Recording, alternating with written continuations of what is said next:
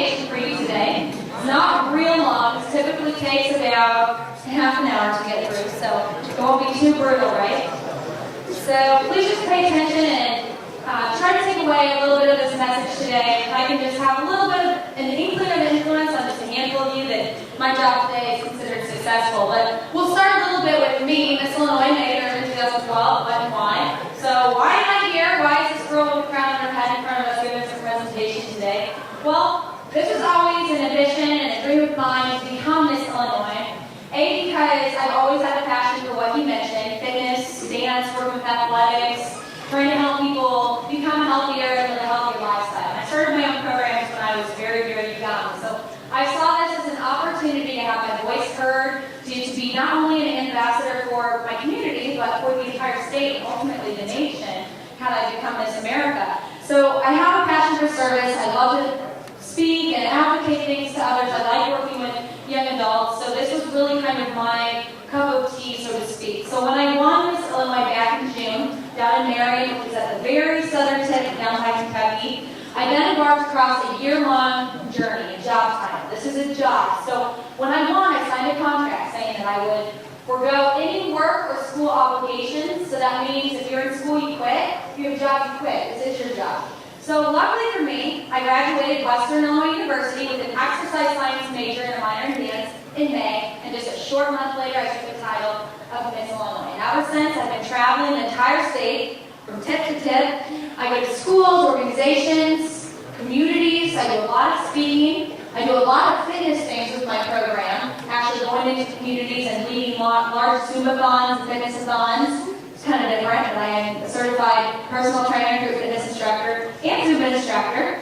So I do a lot of that, which has been really fun. I work with the Children's Miracle Network Hospitals as a charity. I've raised almost $11,000 for them this year. That's the national platform for the Miss America organization. So as you can see, Miss Illinois wears a lot of different hats. But how does the presentation today tie into what I'm doing? Well, my platform, every girl must have a platform at the local, state, or Miss America at that level. A platform is something you feel passionately about. It's something you want to advocate through your service, something you have a background in usually. So naturally for me, as I mentioned, this was my opportunity to use that passion I had for athletics and fitness and my community outreach programs for wellness. So my platform is titled The Heptathlon of Healthy Habits. And I started this program when I was Miss Quincy. That was my preliminary title. I started this with heptathlon Olympic gold medalist Jackie Joy Kersey.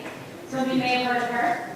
Gold medals in the heptathlon. So we have this program that has heptathlon 7 key components to this holistic view of health. Well, we're not really talking about that today. The 7th pillar is safe driving habits. Now, how does that tie into healthy habits? Well, we really think that your safety, keeping you safe, when you're on the road, keeping others safe, that's part of an overall view of health. So we partner with State Farm Insurance, the corporate office in Bloomington, gladly gives us a grant each year as Miss Illinois to provide scholarship and also get us into schools, just like we are here today, to be able to speak and send a message on safe driving. So we're going to dive right into this presentation today, and we'll kick off here with a short video, a YouTube link here. The day before graduation, my daughter approved to go the other way, and she just made it. He was texting her to tell her directions of where she needed to go, and I guess she just looked away for too long. Today, she was been 19 years. Exactly. I was on my way home, I had my girlfriend in the car, and I was just reading a text message, responding, and the next second I look up and I see a bicycle crashing in the windshield.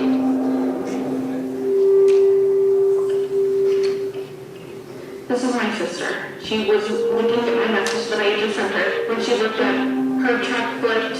She was actually ejected fluid at the driver's side door, and she landed in the ditch. People will tell you over and over again, it's not your fault. But now I hear the person that she was talking to when she was killed. If I could talk to her one last time, I would just say, I'm sorry. It's a simple text message, very with 3 simple words. I said one stupid, meaningless text and killed him. love matters. That's what killed her.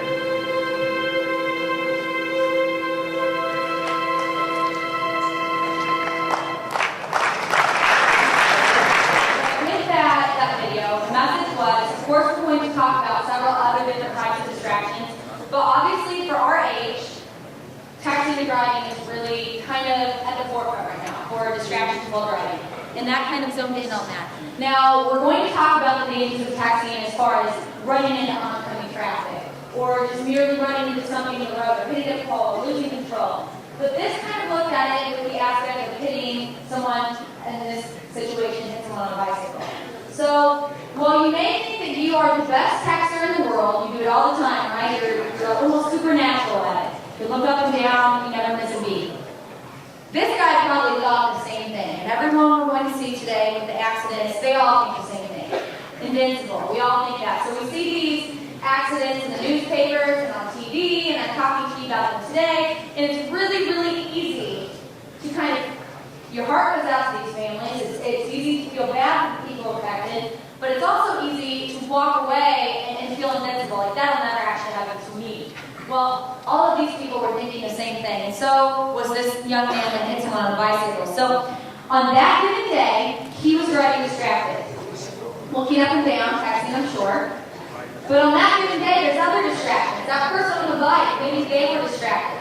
Or maybe on that given day, you have someone that has their earphones in, they're listening to music, and their mind's somewhere else. They maybe got in a fight with their boyfriend that afternoon, or their girlfriend, and they're thinking about that, and they're just aimlessly walking through the street. They're distracted, and at that same instant, as fate has it, you're distracted as well, and you hit that person. And you spend the rest of your life in jail, you ruin your life, your family's life, most importantly, you kill someone, and you ruin their life forever, and their family and friends' life as well. So, most of you would say, well, that was a distracted driving accident, what we just saw, what I'm talking about. Well, on behalf of State Farm, they say there is no such thing as a distracted driving accident. It is always to be referred to as a collision. Because an accident, by definition, is something that is preventative. It's something that happens that you can control through preventative action.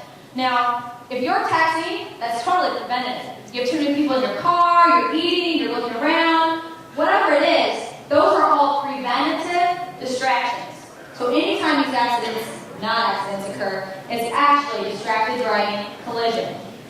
So that's what we're talking about today. Some statistics for you, just a little bit, but 7,000 teens a year are killed through distracted driving collisions. 500,000 injuries per year.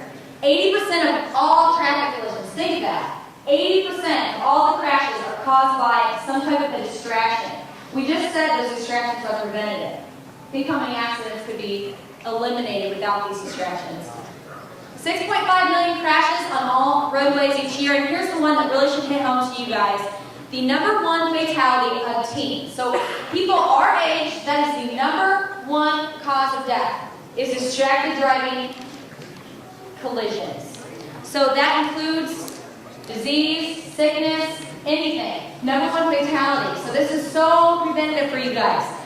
And another number I really want to zone in on is look at that 500,000 injuries per year. Now, while 7,000 teens kill a year, that number is pretty big, but it's easy to kind of go, oh, 7,000, okay, fraction. Well, 500,000, when it says injuries, it's easily thought to be, broken leg, collarbone, whatever. 500,000 injuries. A lot of those injuries are people who are a vegetable for the rest of their lives. They're paralyzed. Their entire life is changed and ruined. So that's the type of injuries we're seeing with these accidents. So it's so much more than that. And we're going to see some videos later where a young man is injured to the part where his life will be affected for the rest of his life. So mental distractions. So we're talking about texting and driving a lot today. But there's some other things here too. So conversation. So statistics show that thinking about and keeping track of a conversation is a distraction. They say that the part of the brain that is used to hold a conversation with someone and actually think about and comprehend what you're saying is the same part of the brain that is used to comprehend what you're doing while you're driving.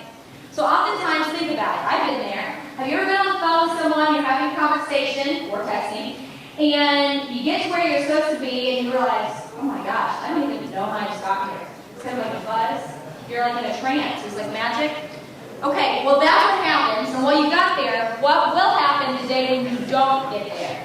Because you were distracted, you were in a different place. And that's what's happening to all of these people. Music playing too loudly, same thing. Arguments, whether you're texting or on the phone, arguments cause inflation and emotion and endorphins that can cause you to actually drive aimlessly. Calls, we've discussed this. And sleepy driving, which with all my travels in Illinois, I can attest having to pull over and just be a bigger person and take it down every once in a while because sleepy driving is distracted driving too. Oftentimes you don't realize you're falling asleep, but that's how accidents happen. So there's physical distractions, right? So turning your head to talk to someone in the back seat. Lots and lots and lots of accidents caused by this. Shoes. So they say heels can be a distraction, so clearly I have to wear those a lot, but I change my shoes for driving. They're not comfortable anyways. Eating. So clearly if you have a sandwich on your lap and you're trying to concentrate on getting the fries and the ketchup and getting the wrapper all how you want it, big distraction. Music, holding hands. Younger siblings, GPS, okay? Any technological device is a distraction. And we're in the world of technology right now, you guys. Cell phones, GPS, iPads, we're tweeting, we're Facebooking. Have to resist it. Now this is the one that you're probably laughing about, makeup and shaving. We add this in because Miss Illinois last year and myself have both witnessed guys going on the road with a electric razor on the interstate shaving. That sounds so weird. Now I know most of you probably aren't worried about that on your way to school, but I put that in just to show you some of the stupid things that people do while driving. Women putting on mascara, you name it. Alright, you guys, the biggest culprit, obviously number one thing, we just talked about a lot of distractions, texting and driving.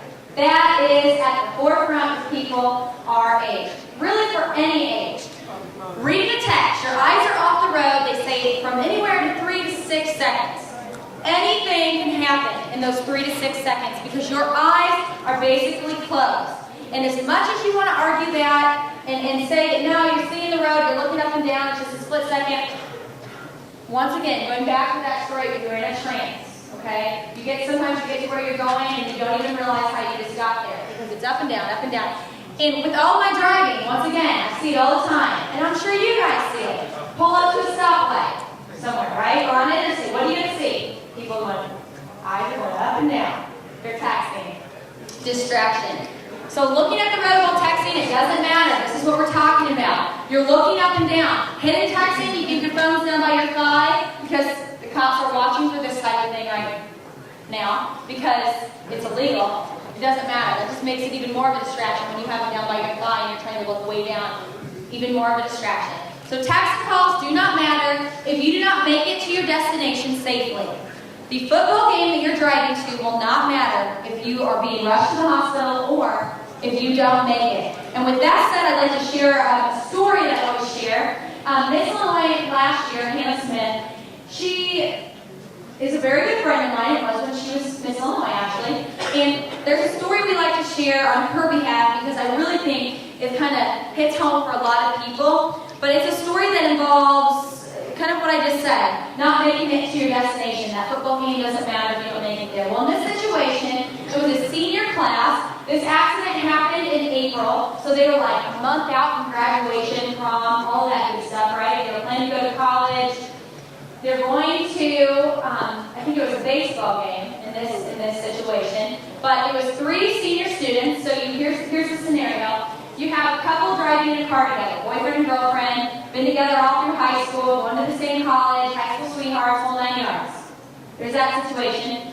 In the vehicle that hit them, you have another senior male under the influence of alcohol. Not a whole lot. There's trace of alcohol. It's 0 tolerance. Biggest culprit here, the young man driving the car that hit the couple was texting, okay? So, head-on collision, the young man who was under the influence of alcohol and texting on his phone went over the center line and hit the young man and his girlfriend, the young man was driving, head-on. The young man that was texting and driving was in the hospital for 2 weeks, okay? The couple that was driving, the young man driving that vehicle, boyfriend, he's fine, went away with minimal injuries. However, the girlfriend, the passenger, did not have a seatbelt on, which again, preventative action. Bad choice from the beginning.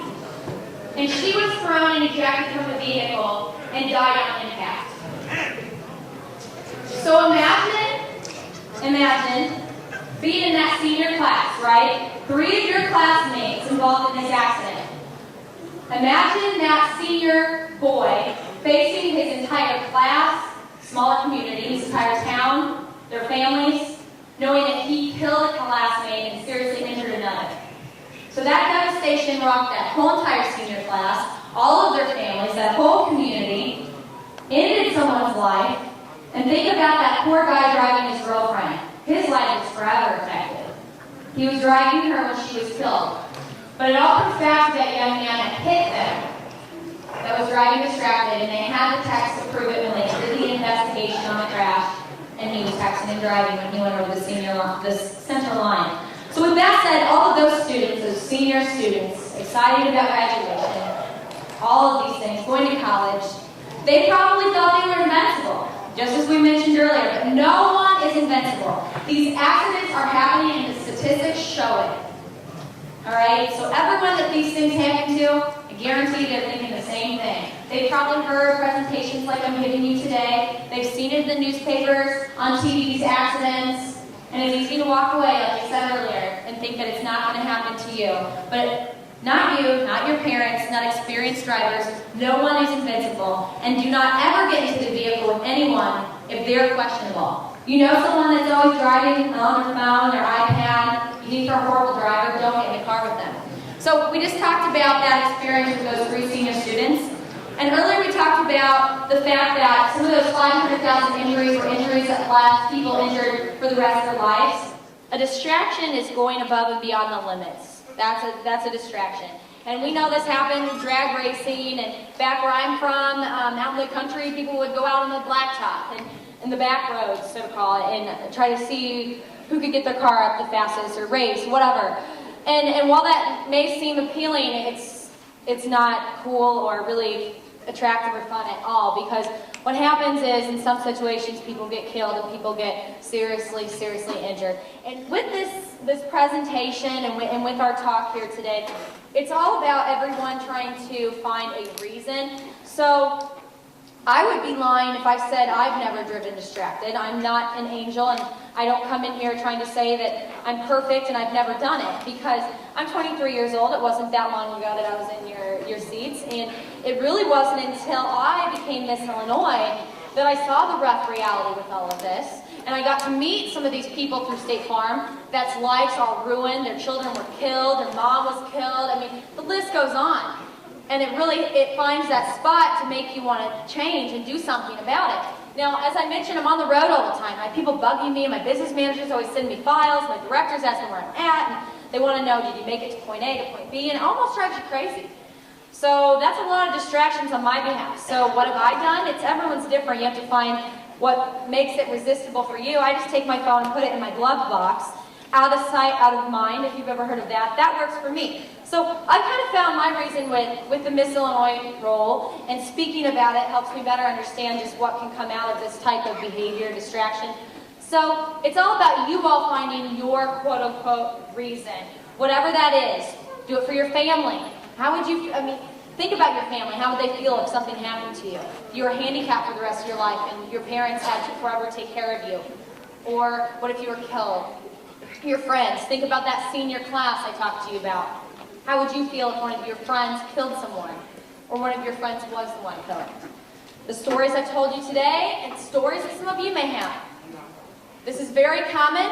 Distractions while driving right now. The accidents are rising and rising. I'm sure some of you have stories that you could tell me. Cars. So we have insurance. That's kind of a lighter note. But they can tell you drive safer, your insurance rates are lower. Because you have accidents, they rise. So today's presentation, maybe if that just had an inkling of influence on just a few of you.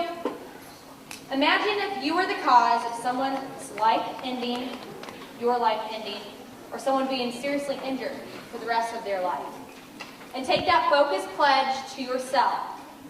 So promise yourself, make that commitment, whatever it is for you. Find that way that you can resist that urge to pick up your phone or finish that argument with your boyfriend or your girlfriend or Send that text to your friend. I know sometimes it seems urgent. You just want to get that message out. It's not that important. It's not worth a life. It's not worth your life or someone else's. Put it on hold. So find your reason to do that, make the commitment, and hopefully together we can kind of put a stop to some of these accidents that are happening. It can be a domino